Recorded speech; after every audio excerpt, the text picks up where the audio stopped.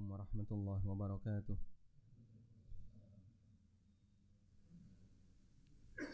Alhamdulillahi rabbil alamin. Wassalatu wassalamu ala ashrafil mursalin Nabiyyina wa maulana Muhammadin wa ala alihi wa sahbihi ajma'in. Wa ashhadu an la ilaha illallah wahdahu la syarika lah.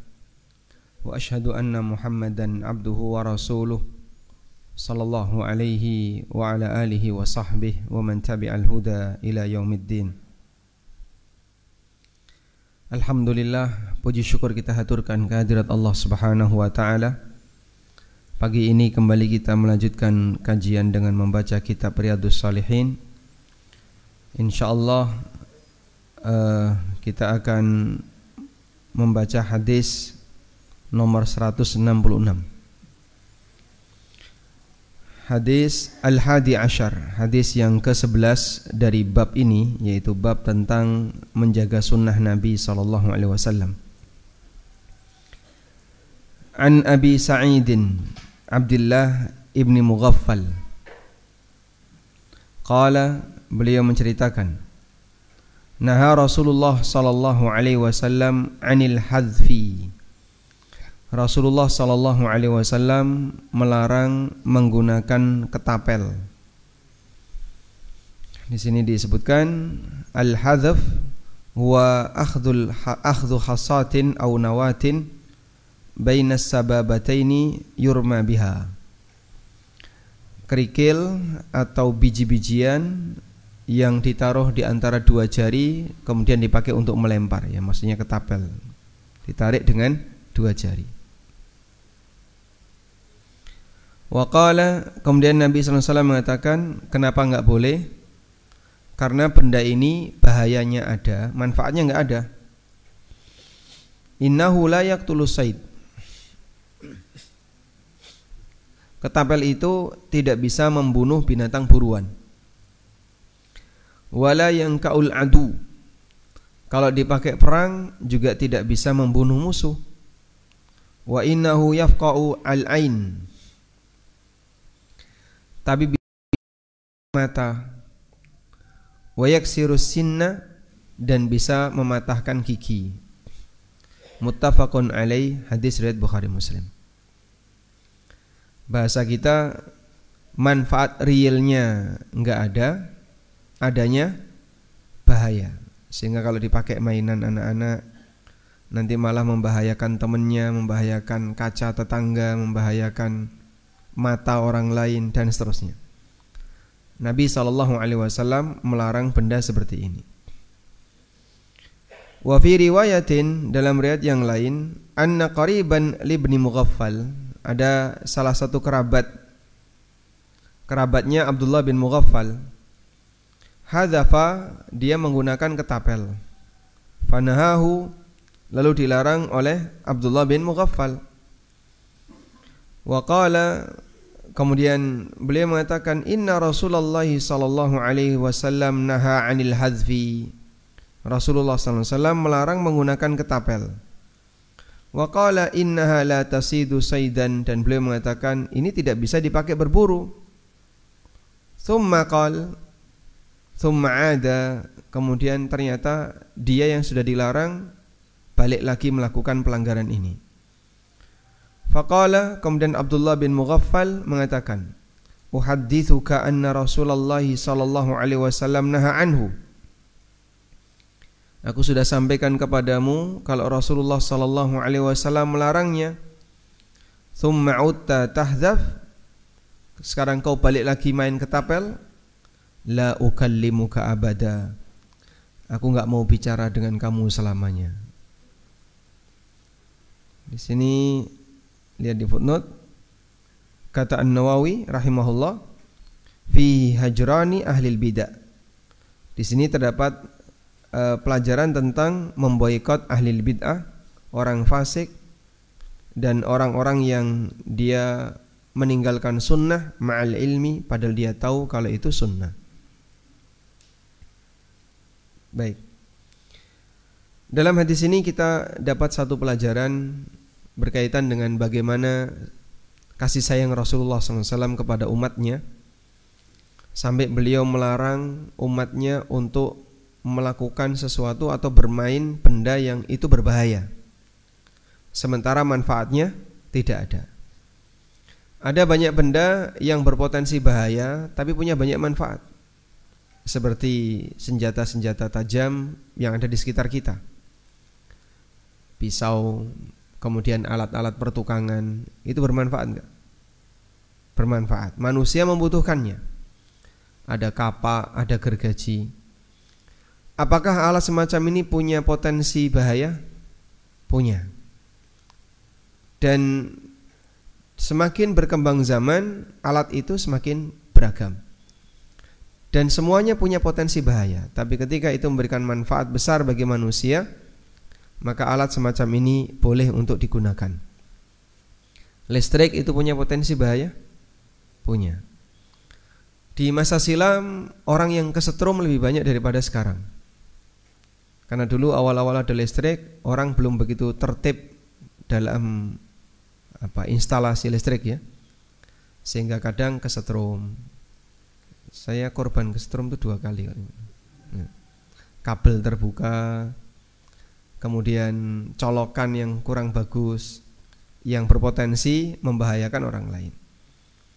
Kesadaran orang tentang masalah safety lebih bagus. Semakin jauh mereka semakin memikirkan akan itu. Nah, kurang lebih seperti itulah yang disarankan oleh Nabi SAW. Beliau sangat kasih sayang dengan umatnya, sehingga apapun yang berpotensi bahaya oleh Nabi SAW dilarang. Kemarin sudah kita baca ya, beliau melarang apa? Jangan membiarkan api di rumah kemudian ditinggal tidur. Bahayanya apa? Kalau api itu jatuh, misalnya lampu teplok sentir ya, jatuh, minyaknya lepas di mana-mana, lalu apinya mengenai minyak bisa membakar rumah. Kemarin ada orang yang bermain gas melon. Jadi gas melon tuh tutupnya ditusuk, kan keluar cairan. Dikiranya itu air. Itu di dalam rumah. Sudah begitu ada pematik, langsung rumahnya kebakaran. Nah, model-model seperti ini yang kadang orang kurang begitu perhatian, terutama dalam masalah keamanan dan keselamatan. Oleh karena itulah Nabi SAW sangat peduli dengan yang namanya keselamatan, sampai beliau melarang ya, jangan orang minum langsung dari mulut ceret. Ceret langsung begini ini Pak, tidak boleh. Kenapa tidak boleh Pak? Dia nggak tahu isinya ya. Bisa jadi begitu begini keluar kala jengking atau keluar kaki 1000 kan bisa jadi. Makanya dituang dulu di dalam gelas biar kelihatan ini apa barangnya ya. Apakah betul cairan ataukah nanti ada binatang buas, binatang berbisa, baru boleh diminum. Saya kalau membaca adab seperti itu mengingatkan bagaimana pesan orang tua kepada anaknya. Orang tua berpesan kepada anaknya, jangan mainan ini, jangan mainan ini, jangan mainan ini. Tujuannya apa? Untuk kemaslahatan anak. Tapi kadang anak ngeyel dan merasa dia terlalu dibatasi. Cuman antara anak memikir dengan orang tua memikirkan keselamatan anak, lebih gede mana? Lebih besar orang tua memikirkan keselamatan anak. Sehingga anak ketika bermain kadang gak mikir keselamatan ya. Dia bermain di tempat yang beresiko, kadang berenang di tempat yang beresiko. Orang tuanya wis ketar-ketir ya. Anaknya santai saja, padahal itu bisa membahayakan dirinya. Tapi Rasulullah SAW punya semangat lebih dari itu. Karena Allah Subhanahu wa taala menyebut Nabi dalam Al-Qur'an bil mu'minina raufur rahim. Azizun alaihi ma anittum Ini salah satu di antara sifat Nabi SAW yang disebutkan oleh Allah di surat At-Taubah. Laqad ja'akum rasulun min anfusikum. Sungguh telah datang kepada kalian seorang rasul dari diri kalian. Maksudnya adalah dari jenis manusia, sehingga bisa ditiru oleh manusia yang lain. Azizun alaihi ma'anittum, terasa berat bagi beliau sesuatu yang menyusahkan kalian. Sehingga Nabi SAW tidak ingin umatnya itu disusahkan atau repot dengan aktivitas agamanya. Maka beliau minta agar agama ini dijadikan sebagai agama yang ringan. Sehingga beliau pernah mengatakan, ya as-samha, aku diutus oleh Allah dengan membawa ajaran tauhid yang penuh toleran. Karena jika dibandingkan dengan syariat zaman Bani Israel, antara yang dibawa oleh Nabi Muhammad SAW dengan yang dibawa oleh Musa, itu jauh lebih ringan yang dibawa Nabi SAW. Ada ungkapan seperti ini. Ada ungkapan seperti ini.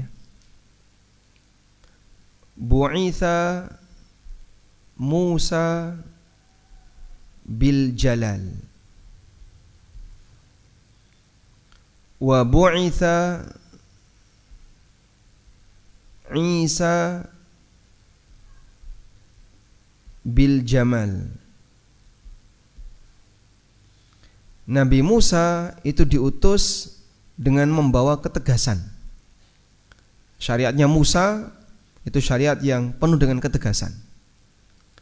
Isinya ancaman, kalau pelanggaran hukumannya seperti ini, hukumannya seperti ini. Berat ya. Yang disebut dengan al-israr wal aghlal. Yang disebut dengan al-israr wal aghlal. Belenggu bagi orang. Sehingga salah dikit langsung dihukum. Baju kena najis, potong. Nah, bukan dicuci ya, tapi dipotong. Coba kalau baju kita kena najis harus dipotong, kira-kira gimana, Pak? Hah? Nanti di area kemaluan bolong kabeh itu, Pak. Karena nggak boleh dicuci. Dicuci boleh nggak? Nggak boleh. Pokoknya kena najis, potong. Yang seharusnya halal diharamkan. Bani Israel kan tidak boleh makan binatang berkuku satu, dan tidak boleh makan lemak, sehingga dia ketika menyembelih disisihkan dulu. Bagian ini nggak boleh dimakan. Tidak boleh kerja di hari ibadah. Umat Islam kerja di hari Jumat boleh nggak? Boleh. Korban di hari Jumat boleh? Boleh. Sehingga gimana, Pak? Besok insya Allah ya, Idul Adha hanya Jumat. Kaum muslimin boleh beraktivitas di hari Jumat untuk kepentingan duniawi. Bani Israel tidak boleh. Wa bu'itha Isa bil jamal. Sementara Nabi Isa diutus oleh Allah bil jamal, dengan membawa keindahan. Yang dimaksud keindahan di sini adalah syariatnya Isa itu lebih banyak isinya motivasi. Motivasi, kemudian mengajarkan akhlak-akhlak, sehingga lebih mengesankan agama yang lebih longgar, gampang. Nah, Nabi Muhammad SAW menggabungkan dua ini. Wa bu'itha Muhammadun bil kamal. Dan Muhammad diutus oleh Allah bil kamal, dengan membawa kesempurnaan. Gabungan antara al-jalal dan al-jamal. Kan itu Rasulullah SAW syariatnya penuh dengan toleransi, banyak motivasi. Tapi kalau sudah urusan hukum dan undang-undang, boleh nggak ada toleransi. Lau anna Fatimah binta Muhammadin sarakat laqata'tu yadaha. Kalau Fatimah bintu Muhammad yang mencuri, tak potong tangannya. Karena itu dalam masalah pendidikan ada prinsip keseimbangan antara prinsip keseimbang antara prinsip memberikan toleran serba boleh dan prinsip menegakkan aturan. Kalau pelanggaran ini harus ada hukuman, ini dilarang dan seterusnya. Ketika itu berimbang, maka pendidikan itu akan sempurna. Sehingga ada motivasi dan ada ancaman. Nah, kalau sudah menyadari semacam ini, mohon maaf jika masih ada orang yang banyak komentar. Setelah saya belajar, rasanya banyak yang dilarang. Setelah saya belajar, rasanya semuanya serba haram. Ini enggak boleh, ini enggak boleh, ini enggak boleh. Ini riba, ini haram. Ada goror, ada apa lagi. Rasanya kok serba dilarang. Sehingga orang merasa ketakutan untuk belajar agama karena khawatir ganggu dunianya. Akhirnya dia nggak mau mengenal agamanya. Dia nggak mau belajar. Aku nek kumpul kaya ngono gak seneng aku. Senenge pripun, Pak? Ya sing biasa-biasa wae. Berarti yang kayak gitu itu luar biasa itu. Sehingga dia diminta untuk ngaji bareng sama yang sudah sregep ngaji itu tidak mau. Dia pengennya ngaji ya yang biasa. Maksud dia ngaji yang biasa, yang kajian-kajian umum. Lah terus maunya gimana? Karena yang namanya belajar ini kan bisa dilakukan tiap hari, bisa dilakukan tiap pekan. Ada yang milih ya sebulan sekali, jangan terlalu rutin. Ilmu yang tidak kita ketahui itu banyak sekali. Sehingga kalau kita hanya mengandalkan belajar sebulan sekali, kajian bulanan itu pun isinya cuman guyonan, materinya hampir nggak ada. Atau kajian pekanan itu pun isinya juga kadang kurang maksimal, selamanya kita tidak akan pernah mengenal agama ini lebih dalam. Karena yang tidak kita tahu banyak. Satu mata pelajaran saja, misalnya fikih saja Pak ya. Coba saya bukakan misalnya kitab fikih apa sih Pak? Ini ada gambar kepiting. Kitab fikih ini Al-Majmu' Syarhul Muhadzab. Nah, Al-Majmu' Syarhul Muhadzab ini berapa jilid? Berapa ini? Itu dua enggak kelihatan. 20 ada 20 1 2 3 4 5. Salah. Misalnya Bapak kami tugaskan untuk baca buku ini kira-kira berapa tahun selesai? Yang pakai bahasa Indonesia belum ada yang sanggup nerjemah. Saking banyaknya, dan ini memang bukan konsumsi orang yang tidak bisa bahasa Arab. Ya sudah, kita ganti yang lain. Terjemah Fathul Bari. Terjemah Fathul Bari ini sudah ada bahasa Indonesianya. Ini berapa jilid ini? Jilid 43 sampai 47. Jadi ini baru paket 7 ya. Masya Allah. Ini jilid 1 sampai 36. Syarah Sahih Bukhari. Jadi jenengan kalau mau cari materi apapun insya Allah ada. Kira-kira kalau kita tugaskan baca ini, bukunya gratis tapi harus dibaca, kira-kira sanggup berapa tahun? Nggak sanggup ya? Nggak sanggup. Nah, kalau kita ini baru satu buku Pak ya. Nanti kalau misalnya Bapak masuk ke perpustakaan, misalnya di perpustakaan kampus terpadu UI, ada yang bahasa Arab Pak? Banyak. Bapak masuk ke situ, cuma lihat aja, muter lihat gitu. Ini kira-kira butuh berapa tahun untuk bisa membaca semuanya? Kayaknya sudah nggak kebayang ya. Mungkin sampai mati belum selesai. Andaikan itu diseriusi. Jadi kalau kita menyadari ilmu ini banyak sekali, tapi banyak yang kita sia-siakan, banyak yang kita buang. Artinya begini Pak, andaikan ada penjajah datang ke negeri muslim, lalu semua kitab tadi diambil sama penjajah, dibakar, kaum muslimin gak kehilangan Pak. Kaum muslimin tidak kehilangan. Kenapa gak kehilangan? Ada saja gak dibaca. Kitab itu ada gak dibaca. Sehingga ketika kitab itu dibakar sama penjajah gitu ya, dirusak sama penjajah, kira-kira Anda kehilangan enggak? Oh, jangan dirusak, jangan dibuang. Itu jimatnya Simbah. Oh, jimat. Kitab kok ke jimat? Sebab kita tidak punya hasrat untuk belajar lebih serius, sehingga yang seperti ini hilang, bagi kita hal yang biasa. Maka kalau misalnya kita mengenang ya, dalam sejarah umat Islam yang dulu Sungai Duljah ya, itu sempat dipenuhi dengan buku, sampai ya Bapak lihat Bengawan Solo ya, andaikan ada sepeda motor ngebut nyebrang Bengawan Solo bisa nggak Pak? Hah?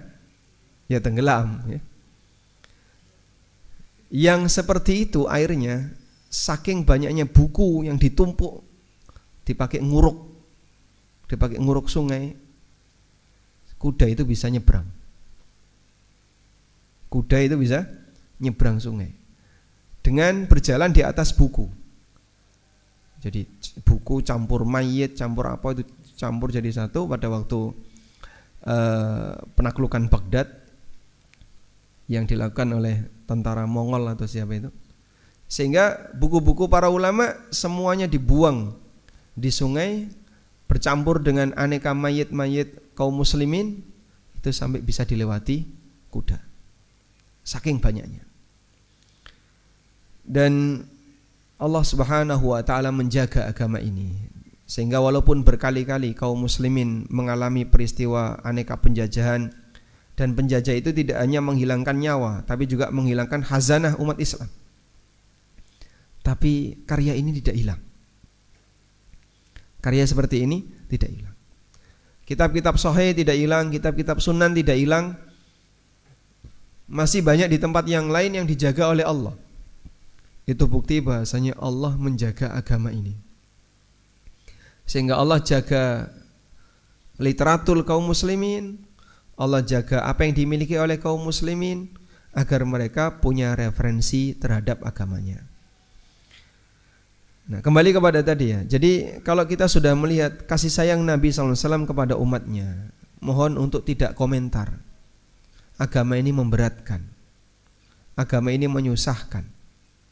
Jika sampai ada orang yang komentar, setelah saya belajar agama rasanya kok banyak yang dilarang, ada dua kemungkinan. Pertama, dia suudzon kepada syariat. Yang kedua, dia terlalu banyak melakukan aktivitas yang dilarang oleh agama, sehingga circle dia isinya adalah aktivitas yang haram. Maka pada saat dia mengenal agama, maju rasanya dilarang, mundur dilarang, ke kanan dilarang, ke kiri dilarang. Agar kita sadar bahwa seharusnya kita husnudzon kepada siapa? Kepada syariat.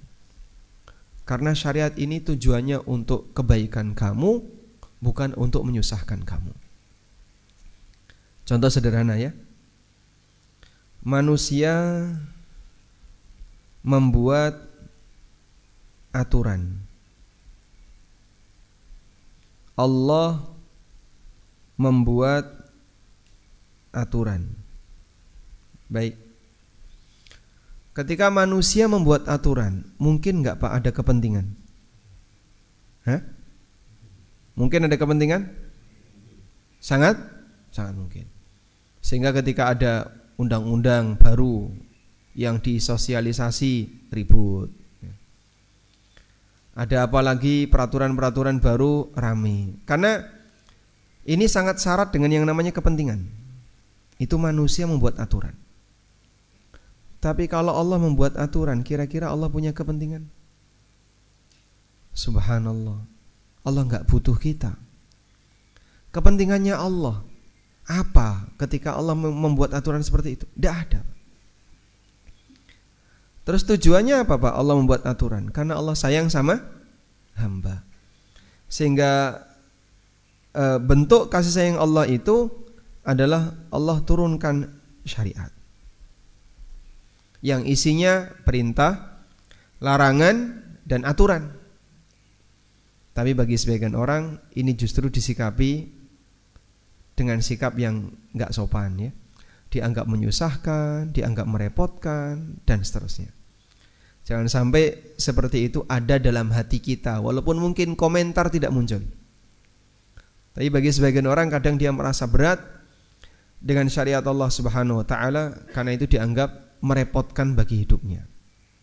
Kenapa sih harus begini? Kenapa harus begini? Kenapa harus begini? Lah kamu diatur seperti itu merasa nyaman atau tidak? Ya pengennya sih bebas.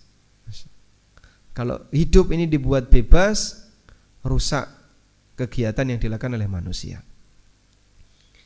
Sehingga kita perlu sadar bahwasanya Allah memberikan syariat itu bukti kasih sayang.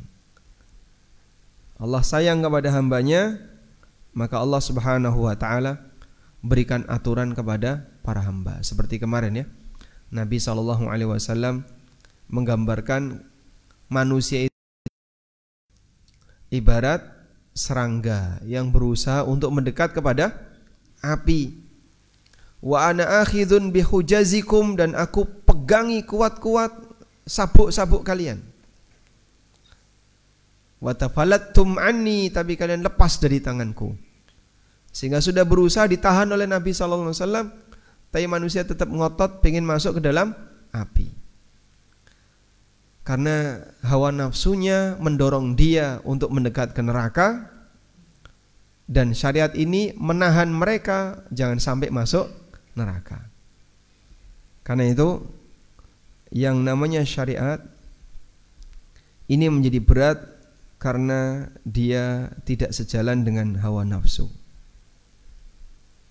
Nah, perjuangan kita kan menundukkan bagian ini ya, tundukkan bagian hawa nafsumu agar kau bisa mendekat kepada syariat Allah Subhanahu wa taala. Taib.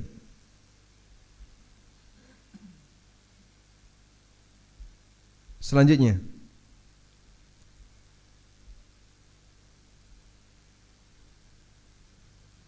kita beralih ke hadis berikutnya. Hadis berikutnya adalah hadis dari Abis bin Rabi'ah. Qala, beliau bercerita, ra'aitu Umar bin Al-Khattabi, aku melihat Umar bin Khattab radhiyallahu anhu, yuqabbilul hajar. Beliau mencium Hajar Aswad. Hajar Aswad itu dulunya putih, tapi kemudian jadi hitam karena dosa manusia. Kok bisa Pak kayak gitu? Ya sudah, imani saja, karena seperti itu yang disebutkan dalam hadis. Sehingga disebutlah Hajar Aswad. Aswad artinya putih, Hajar Aswad artinya hitam. Dulunya abiyad, dulunya putih, kemudian menjadi hitam karena dosa manusia. Dan itu dari surga. Coba kita lihat keterangan tentang Al-Hajarul Aswad.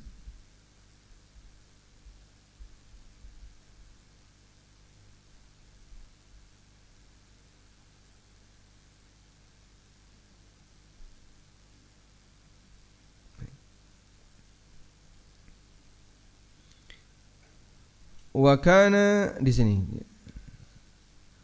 an Ibni Abbas radhiyallahu anhuma qala Rasulullah sallallahu alaihi wasallam nazara hajarul aswad minal jannah. Hajar aswad itu turun dari surga, dia batu surga. Rawahu Tirmidzi, An-Nasa'i dan yang lainnya. Wa kana al-hajaru ashadda bayadan minal laban fasawwadathu khataya bani Adam. Dulu batu ini lebih putih dari susu, tapi berubah jadi hitam karena dosa manusia. Dari Ibnu Abbas radhiyallahu anhuma, Rasulullah sallallahu alaihi wasallam bersabda, "Nazalal hajarul aswad minal jannah wa huwa ashaddu bayadan minal laban fasawwadathu khataya bani Adam." Hajar aswad turun dari surga. dulunya lebih putih dari susu, lalu dibuat hitam oleh dosa Bani Adam. Hadis riwayat Tirmidzi, Ahmad, dan dinilai sahih oleh Ibnu Khuzaimah. Bapak percaya ini? Percaya? Hah? Percaya. Kok bisa percaya? Karena seorang nabi. Ketika berita ini valid sampai beliau, kita yakin itu benar. Logika kita bicara berbeda. Kok bisa ya Pak? Cara dia berubah jadi hitam itu gimana? Ya wallahu a'lam. Saya tidak pernah ikut mencium itu. Berarti saya tidak terlibat menghitamkannya. Atau gimana? Ya kamu jangan berpikir kayak gitu. Tapi yakini berita ini apa adanya dan imani sesuai dengan teksnya. Jangan dikomentari. Sebab bahasa iman itu tidak bisa semuanya harus sejalan dengan logika. Karena urusan keyakinan atau iman ya, masalah iman atau keyakinan salah satunya kan berkaitan dengan perihal ghaibiyat, hal-hal gaib. Apakah semua yang ghaibiyat ini harus sesuai logika?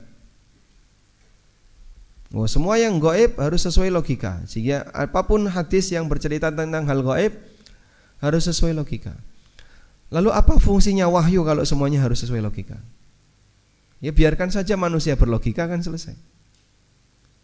Karena semua orang kan punya logika selama dia sehat akalnya. Maka kita diberi informasi yang logika nggak jangkau. Karena kamu nggak punya, dikasih sama Allah. Inilah ada informasi tentang A, tentang B, besok di hari kiamat ada apa, ada apa. Jadi logika manusia tidak akan bisa untuk menangkapnya. Coba kita lihat di sini.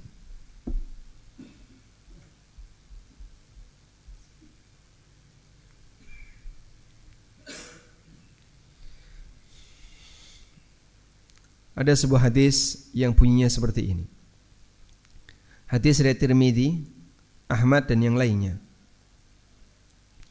Takhruju unukun minan nar yaumal qiyamah. Laha ainani tubsiran wa udhunani tasma'an wa lisanun yantik. Keluar leher api besok di hari kiamat. Jadi dari neraka itu keluar api punya leher panjang, ujungnya ini kepala. Dia punya dua mata yang bisa melihat, punya dua telinga yang bisa mendengar. Bentuknya api, keluar leher api gitu ya, ujungnya kepala, ada matanya, ada telinganya. Walisanun yantik, yang bisa bicara. Kebayang nggak Pak itu? Iki apa gitu? Tapi neraka itu, neraka keluar seperti itu, lalu dia ngomong. Yaqul, kemudian dia mengatakan, inni wukiltu bi thalatha. Aku diperintahkan untuk makan 3 orang. Bikulli jabbarin anid. Yang pertama, aku akan makan setiap orang yang sombong dan suka membangkang. Wa bikulli man da'a ma'allahi ilahan akhar. Akan aku makan orang yang berdoa kepada selain Allah. Wabil musawwirin, dan akan aku makan orang yang tukang gambar. Maksudnya gambar makhluk bernyawa. Logika kita gimana? Apa mungkin kayak gitu? Api itu kan kalau keluar kayak gini ya menguap ke atas. Tapi itu keluar seperti leher panjang, kemudian ada kepalanya, punya mata, punya telinga, punya lisan, dan dia bisa bicara di hadapan seluruh manusia yang ketika itu sedang dikumpulkan oleh Allah di mahsyar. Tapi neraka bicara sebelum penghuninya masuk ke dalamnya. Nah, masuk di akal nggak?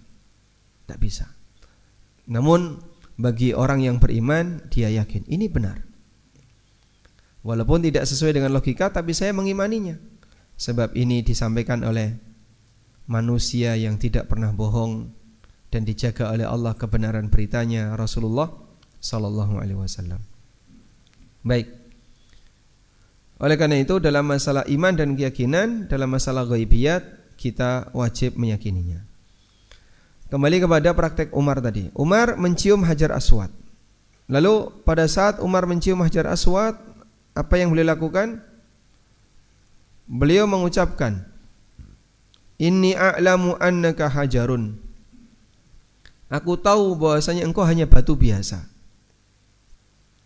Ma tanfa'u wa la tadur. Tidak bisa ngasih manfaat dan tidak bisa ngasih madarat. Kamu hanya batu biasa. Tidak bisa menambah rizki saya, tidak bisa membuat saya jadi celaka. Walaula anni ra'aitu Rasulullah sallallahu alaihi wasallam yuqabbiluka, andaikan aku tidak melihat Rasulullah sallallahu alaihi wasallam menciummu, ma qabbaltuka, aku tidak akan menciummu. Baru setelah itu beliau mencium. Ini Hajar Aswad, Pak ya, yang jadi rebutan banyak jamaah sampai sering terjadi korban. Namun bagaimana sikap seorang sahabat yang paham akan tauhid, sehingga pada saat beliau sebelum mencium Hajar Aswad, beliau menyampaikan kalimat semacam ini, kau hanya batu biasa, gak bisa nambah rizki, tidak bisa menghilangkan bala.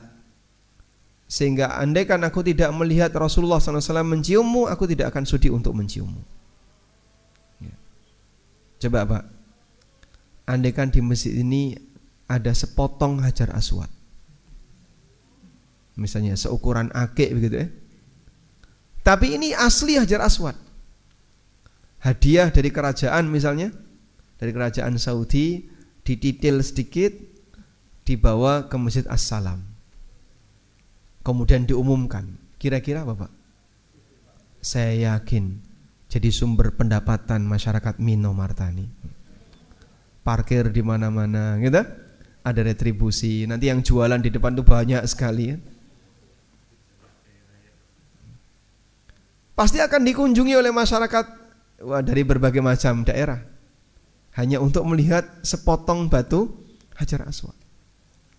Lalu orang ngalap berkah, ya, disentuh. Nah, kalau antriannya banyak, yang nyentuhnya gantian. Andaikan itu ada.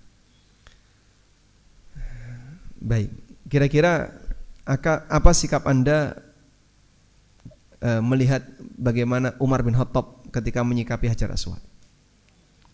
Masa sih kayak gitu? Kok nggak sopan banget? Sopan nggak kira-kira? Justru ini bukti tauhid, gitu ya. Batu hanya batu, sehingga tidak bisa memberikan manfaat, tidak bisa memberikan madarat. Ketergantungan kita terhadap masalah takdir hanya Allah Subhanahu wa taala. Oleh karena itu, antara yang berhasil mencium Hajar Aswad dan yang tidak pernah mencium Hajar Aswad, ya, itu bukan penanda takwa dan bukan takwa. Inna akramakum indallahi atqakum. Yang paling mulia di sisi Allah adalah yang paling bertakwa. Dulu mungkin Pak Budi pernah antri Hajar Aswad? Pernah? Berhasil mencium? Masya Allah. Sekali saja seumur hidup. 2010 saya umroh pertama itu masih cukup longgar ya. Cuman waktu itu ya meskipun longgar, cuman antriannya juga banyak. Nggak punya ketertarikan untuk mencium. Umroh setelahnya rame terus. Dulu saya bisa nyentuh Ka'bah, sepi ya, nyentuh Ka'bah dari ujung sampai ujung. Kemudian rukun Yamani gampang disentuh. Sekarang sudah nggak bisa. Saking penuhnya jamaah, dan itu setiap saat kan penuh. Namun kita diajarkan satu prinsip, kalaupun tidak mencium Hajar Aswad, tidak mengurangi keabsahan tawaf yang kau lakukan. Ya. Karena ada 4 sunnah yang diajarkan Nabi SAW terkait Hajar Aswad. 1, mencium langsung. sambil mengucapkan bismillah Allahu akbar lalu mencium. Yang kedua, menyentuhkan tangan kemudian tangannya dicium.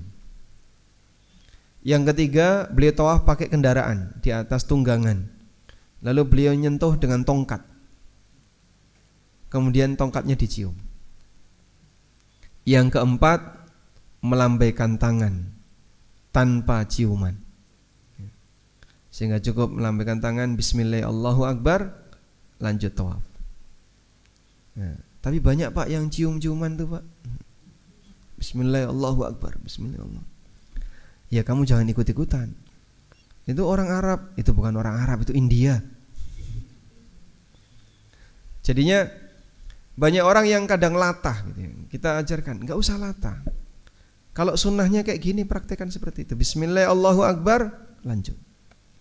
Dan beliau tidak mencium untuk yang isyarat tangan. Kenapa enggak dicium Pak tangannya? Kan beliau pakai tongkat, tongkatnya dicium. Ya beliau prakteknya tidak mencium, ya kita tidak mencium tangan. Cukup isyarat bismillah Allahu akbar. Tangannya tidak perlu dicium. Sehingga tidak perlu kisbah ya. Cium jauh. Baik. Fotonya banyak sekali kalau mau melihat foto. Jadi sama sebagaimana batu-batu pada umumnya. Dan Nabi SAW ketika mencium Hajar Aswad, beliau itu menangis karena teringat dosa manusia. Ya. Seperti ini yang dilihat Pak Budi? Ya. Jadinya hitam ya. Masya Allah. Kok selalu wangi Pak? Dikasih parfum. Jadi selalu wangi itu karena otoritas masjid selalu memberikan parfum untuk Hajar Aswad. Baik. Walhamdulillah. Selesai untuk bab 16, berikutnya kita masuk ke bab 17. Qala al-musannif rahimahullah, Imam An-Nawawi rahimahullah mengatakan, babun fi wujubil inqiyadi li hukmillah. Bab wajibnya tunduk kepada hukum Allah. Wa ma yaquluhu man du'iya ila dzalik wa umira bima'rufin wa nuhiya an munkarin. Dan yang diucapkan oleh orang yang du'iya ila dzalik, yang diajak untuk melakukan hal itu, yang diperintahkan untuk hal yang ma'ruf, dilarang untuk yang mungkar. Qala Allah Ta'ala berfirman, fala wa rabbika la yu'minun hatta yuhaqqimuka fi ma shajara bainahum thumma la yajidu fi anfusihim harajan mimma qadaita wa yusallimu taslima.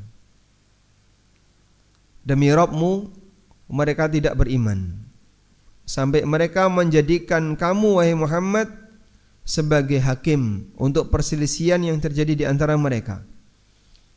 Kemudian mereka tidak merasa sedih dengan keputusanmu terhadap apa yang kau qadaita, yang kau putuskan. Wa yusallimu taslima, dan mereka benar-benar pasrah dengan keputusanmu. Dan ini oleh para ulama dikatakan inilah syarat iman kepada Rasulullah sallallahu alaihi wasallam. Siap menjadikan beliau sebagai hakim, rujukan terakhir ketika terjadi sengketa, perbedaan, kita kembalikan kepada hukum Rasul sallallahu alaihi wasallam. Yang kedua, tidak boleh merasa keberatan. Yang ketiga, pasrah. Itu tingkatan iman kepada Rasul sallallahu alaihi wasallam. Wa qala ta'ala, dan Allah Ta'ala berfirman, innama kana qaulal mu'minin, sesungguhnya ucapan orang yang beriman, idza du'u ilallahi wa rasulih, apabila mereka diajak untuk kembali kepada Allah dan Rasulnya, liyahkuma bainahum, agar Allah memutuskan di antara mereka, ayyakulu, orang mukmin hanya boleh mengatakan sami'na wa ata'na. Disuruh A, sami'na wa ata'na. Disuruh B, sami'na wa ata'na. Wa ulaika humul muflihun. dan mereka itulah orang-orang yang beruntung. Jadi kita diajarkan prinsip terima. Terima itu sami'na, mau mendengar. Kadang-kadang ada orang yang jadi orang kok repot, jadi muslim kok repot. Ini nggak boleh, ini nggak boleh, ini nggak boleh. Dikit-dikit nggak boleh, dikit-dikit dilarang. Nah, kalau nuansa dia seperti itu, bagaimana mungkin dia mau menerima? Dia sudah memasang barier ya, sudah memasang tameng, tidak mau dengar, sehingga tidak mau belajar, menganggap bahasanya yang belajar itu repot, merepotkan dirinya sendiri. Padahal prinsip yang diajarkan kepada mukmin adalah ayyaqulu sami'na wa ata'na, mereka harus mendengar dan taat. Wa ulaika humul muflihun, dan Allah memberikan jaminan mereka itulah orang yang akan beruntung. Pak, kulit korban enggak boleh dijual. Lah piye mosok digodhog? Ya jangan komentar kayak gitu toh. Lah terus namanya enggak boleh dijual lah, dimangan. Ora doyan. Ya saya tidak menyampaikan itu, tapi Bapak jangan jual kulit korban. Terus caranya gimana? Sedekahkan kepada orang yang tidak membutuhkan, kepada orang yang membutuhkan. Setelah disedekahkan, penerimanya boleh jual. Jadi sudah dialih kepemilikan dulu, baru setelah penerimanya ini memiliki, dia bebas mau jual silahkan, mau bawa pulang silahkan. Begitu ya. Itu prinsip taat. Diterima dulu, masalah nyari solusi yang kreatif. Jangan ketika nerima aturan seperti ini, masa sih nggak boleh, masa kok nggak boleh. Nah, coba ini ya. Ada hadis bunyinya seperti ini.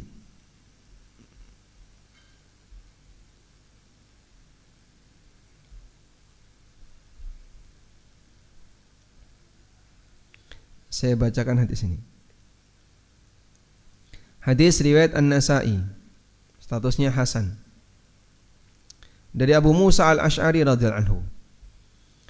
Ayyuma mura'atin istaqtarat, siapapun wanita yang pakai parfum, famarrat ala qaumin, lalu dia melewati laki-laki, liyajidu min rihiha, agar mereka mencium wanginya, fahiya zaniyah, ini wanita pezina. Wah, ngrungokno itu kayak bledek.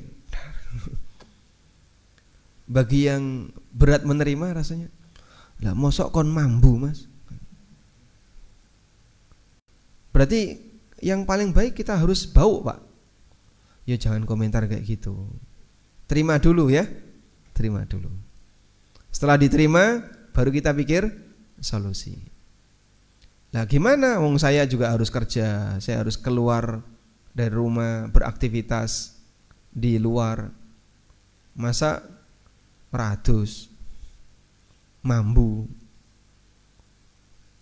Nabi SAW tidak ngomong, wahai para wanita jadilah kamu orang bau, tidak. Tapi beliau melarang wanita pakai parfum dengan tujuan nanti dicium aromanya oleh lelaki yang lain yang bukan mahram. Itu disebut sebagai wanita pezina ya. Lalu solusinya gimana? Ada enggak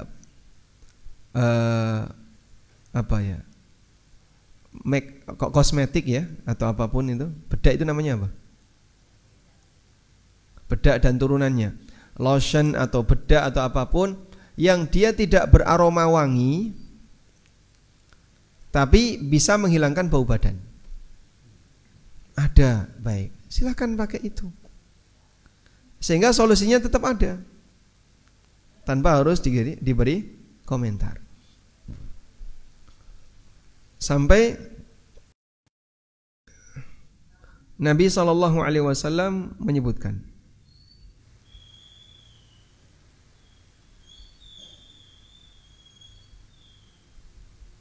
tentang masalah larangan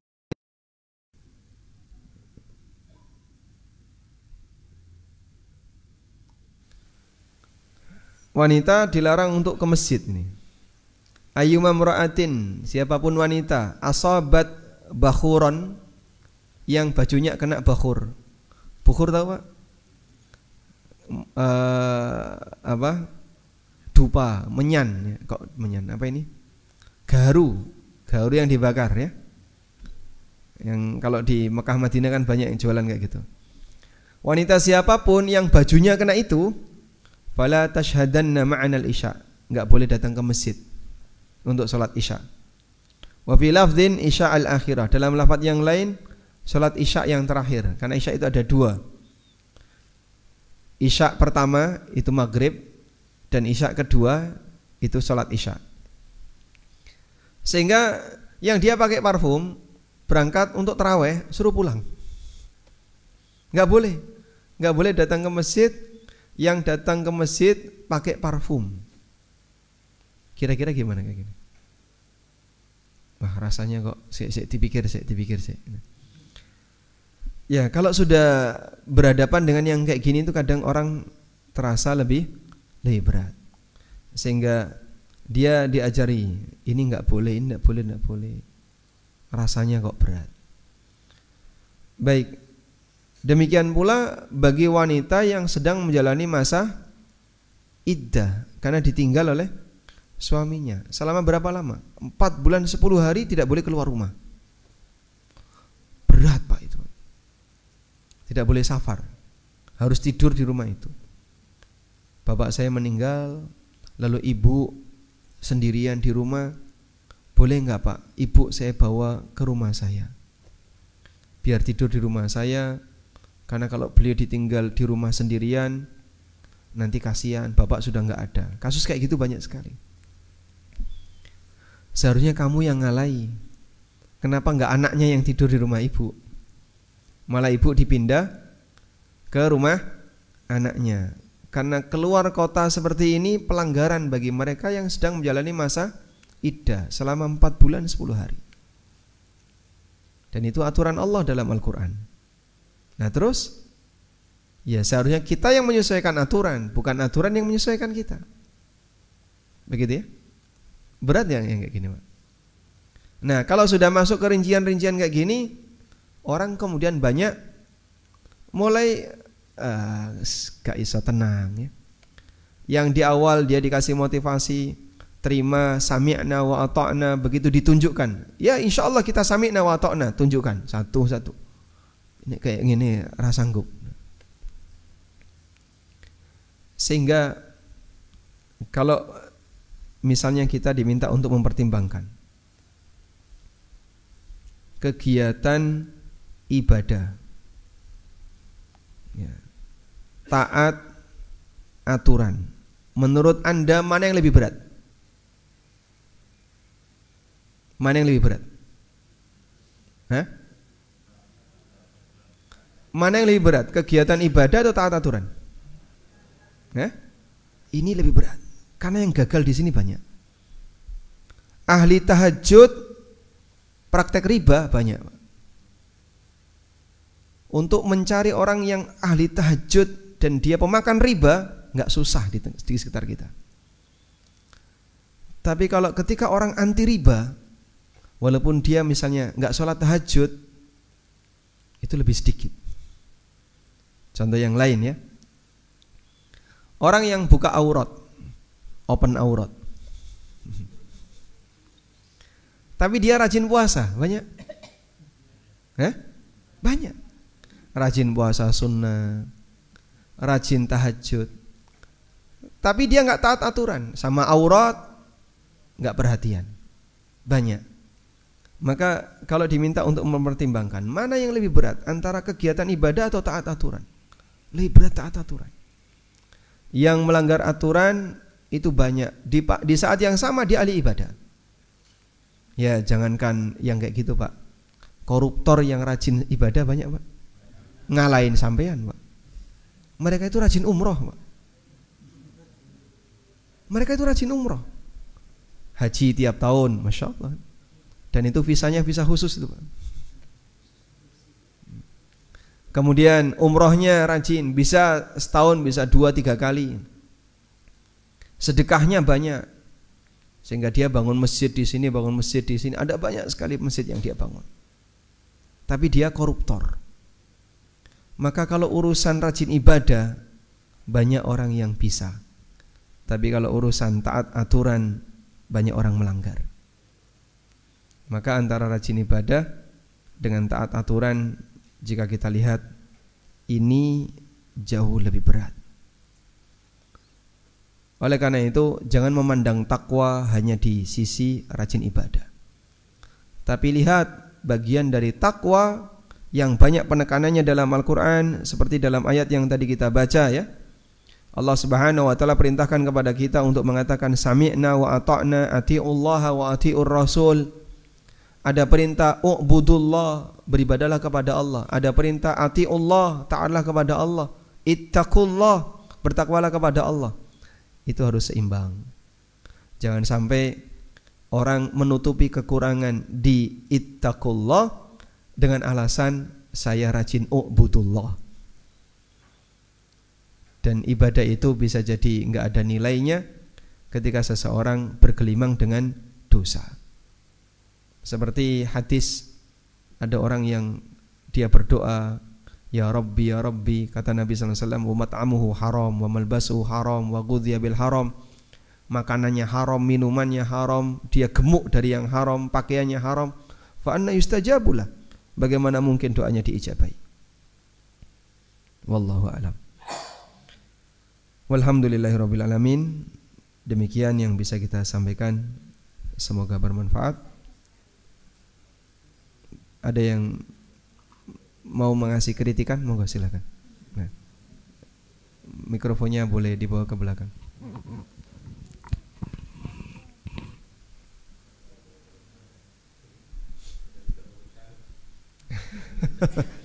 Wedi karo judule. Nah, silakan. Nah,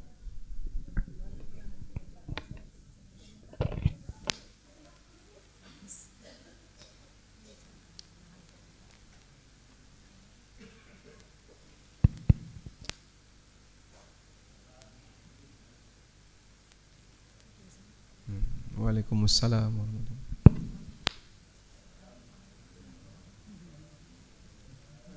Waalaikumsalam warahmatullahi wabarakatuh.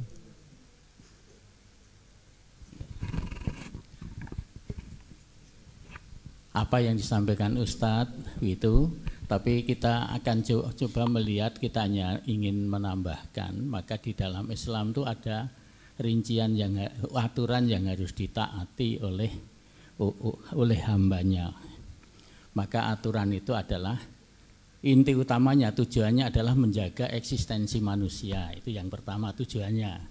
Yang kedua menjaga akhlakul karimah manusia itu sampai akhir zaman. Nah itu sehingga kalau di dalam ilmu hukum itu namanya adalah rekayasa Allah untuk hambanya sejak diciptakan sampai dengan akhir alam semesta ini. Nah, maka aturan itu kan satu aturan yang betul telah ditetapkan oleh Allah, yang kita memang harus sami'na wa ta'na, yaitu ada dua, hudud dan kisos. Nah itu sami'na wa ta'na.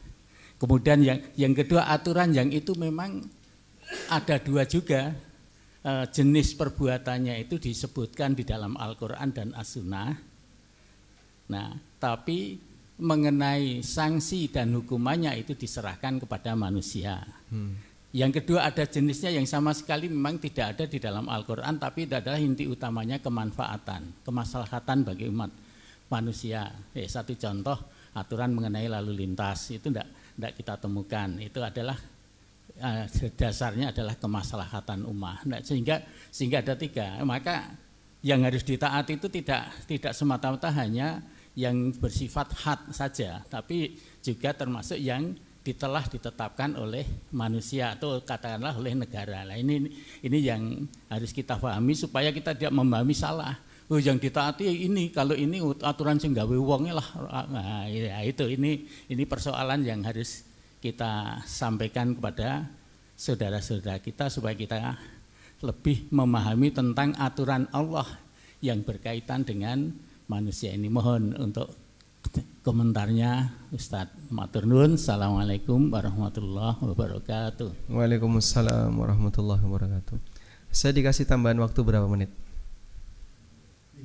5 menit. Nah, 5 menit ya, insya Allah cukup. Baik. Terima kasih Pak Dr. Siddiq Tono berkaitan dengan apa yang beliau sampaikan. Kalau boleh kita bicara interaksi agama dengan negara. Interaksi agama dengan negara di tempat kita. Jadi kasusnya di negara kita ya. Saya nggak ngerti di negara yang lain. Untuk yang di negara kita, secara umum jika kita lihat bahwa dalam pembelajaran fikih itu ada 4 pokok bahasan, Pak. Ada masalah ibadah, ada masalah muamalah, ada masalah keluarga, kemudian ada masalah peradilan. Fikih ibadah, fikih muamalah, fikih usrah, fikul qadha wal jinayat. Baik. Saya melebar di sini juga masalah akidah. Nah, untuk jenis yang pertama ini negara memberikan kebebasan. Negara tidak membatasi. Makanya Bapak Ibu mau bermadzhab apapun kan tidak disebut pelaku kriminal. Dan tidak ada madzhab resmi negara. Sebutkan satu kalimat undang-undang apapun yang menyebutkan Indonesia bermadzhab Syafi'iyah. Enggak ada. Karena negara kita tidak mengadopsi madzhab apapun, sehingga memberikan kelonggaran bagi warganya mau madzhab Syafi'iyah, mau madzhab Hambali, mau madzhab Maliki, Hanafi, madzhab yang lain silahkan. Siapapun boleh menjalankan ibadah dan keyakinannya di negara ini sesuai dengan apa yang dia miliki. Kita sepakat akan ini ya. Sehingga misalnya ya, Pak Farid madzhabnya apa?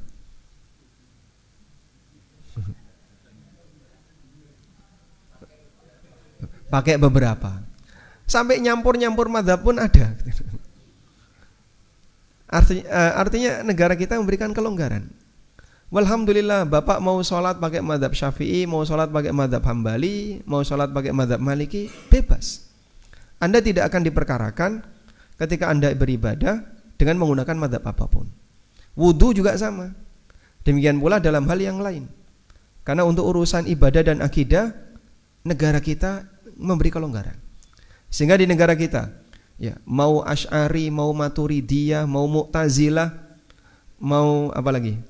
Mau Kullabiyah, mau Ahlus Sunnah wal Jamaah, mau nyebut nama apapun boleh. Ada tokoh Neo Mu'tazilah ya. Dulu sempat banyak menyebarkan prinsip Mu'tazilah di Indonesia, dan beliau menyatakan saya adalah Neo Mu'tazilah. Dan negara kita tidak melarang. Kamu mau Mu'tazilah mau apa, yang penting tidak berantem gitu aja. Nah, kalau berantem itu pelanggaran. Yang kedua, dalam masalah muamalah, negara itu hanya memberi fasilitas. Memberi fasilitas. Mau dipakai silahkan, nggak dipakai silahkan. Tapi kalau kamu mau muamalahmu legal, silahkan didaftarkan ke negara. Misalnya jual beli tanah tanpa notaris boleh nggak? Di negara kita jual beli tanah tanpa notaris boleh? Boleh Pak Ir ya? Boleh. Artinya kan, siapa yang jual beli tanah tanpa notaris tangkap. Ada kayak gitu? Nggak ada. Cuman ketika dia tidak melibatkan pejabat negara, notaris kan pejabat ya, PPAT ya, pejabat pembuat akta tanah. Saya bisa duduk bareng pejabat seperti ini. Di samping saya notaris ya, PPAT. Pejabat pembuat akta tanah. Kamu kalau tidak ada penjamin dari negara, ya surat kamu tidak ada, dan nanti kamu ketika ada kasus tidak bisa melibatkan negara. Tidak punya dasar hukum di situ. Negara ngasih fasilitas, tapi tidak mewajibkan. Ya. Pernah nggak Pak jual beli tanpa melibatkan negara? Bapak pernah? Tiap hari. Tuku neng pasar itu apa? ngundang aparat. Jual beli bang gula, jual beli di pasar, cenil, cilok. Kita tidak melibatkan negara. Baik. Contoh yang lain, jual beli kendaraan, ada BPKB sebagai surat tanda bukti kepemilikan. Karena ini dilindungi oleh negara. Keluarga juga sama, negara memberi fasilitas. Dimanfaatkan boleh, tidak dimanfaatkan boleh. Nikah tanpa didaftarkan ke KUA, kriminal bukan? Kriminal? Bukan ya? Sehingga kalau misalnya ketahuan bahwa di sana ada yang akad nikah tanpa KUA, sergap. Ada kayak gitu? Tidak. Karena negara tidak mewajibkan itu. Tapi kamu tidak akan punya dasar hukum kalau nikahmu tidak didaftarkan ke KUA. Sehingga nanti turunannya akta anak, kartu keluarga, KTP, itu akan KTP untuk anak. Dia tidak akan mendapatkan layanan itu karena tidak ada dasarnya. Saya punya teman ya, beliau hafidz Quran.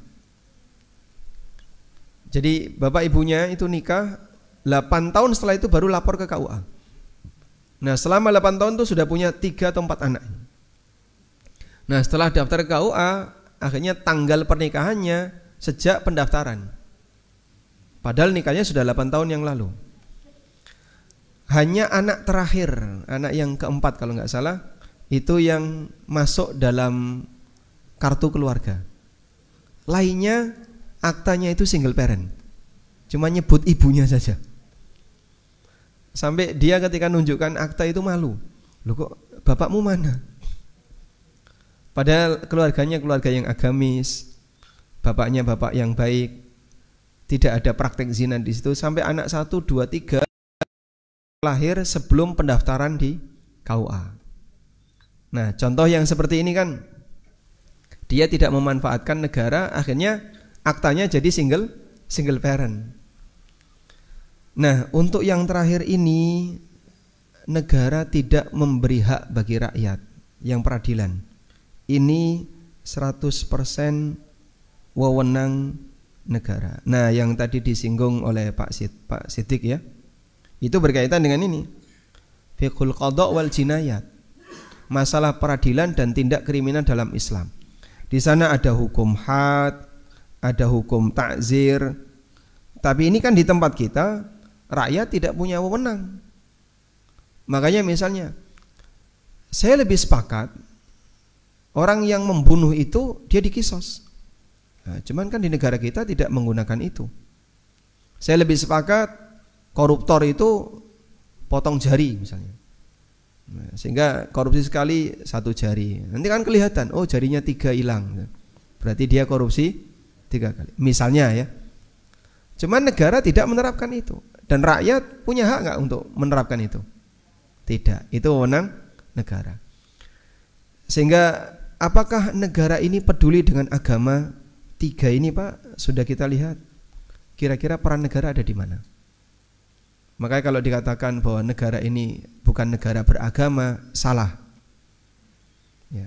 Meskipun tidak semua bagian dari aturan agama diatur oleh negara ini, tapi ada banyak sekali kegiatan beragama yang dilakukan oleh masyarakat, negara memberikan fasilitas. Nah, kaitannya dengan ini, kalau kita nurut dan taat, ada maslahat besar untuk bersama.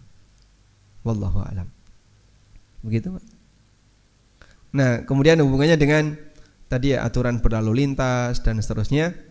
Itu sifatnya interaksi dengan masyarakat. Berarti kan masuk ini ya, muamalah. Muamalah yang non harta. Karena ada muamalah harta dan ada muamalah yang non harta. Nah muamalah yang non harta seperti interaksi bertetangga, ada aturan RT, ada aturan RW, ada aturan berlalu lintas, kita wajib untuk taat karena itu kesepakatan masyarakat. Dan mengikuti komitmen bersama itu bagian dari menjalankan amanah. Wallahu a'lam.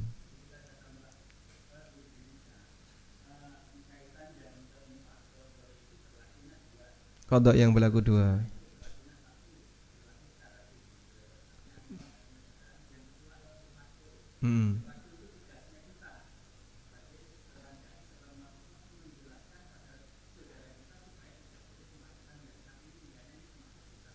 Oh, gitu. Hukum Islam secara de facto di negara kita, ya.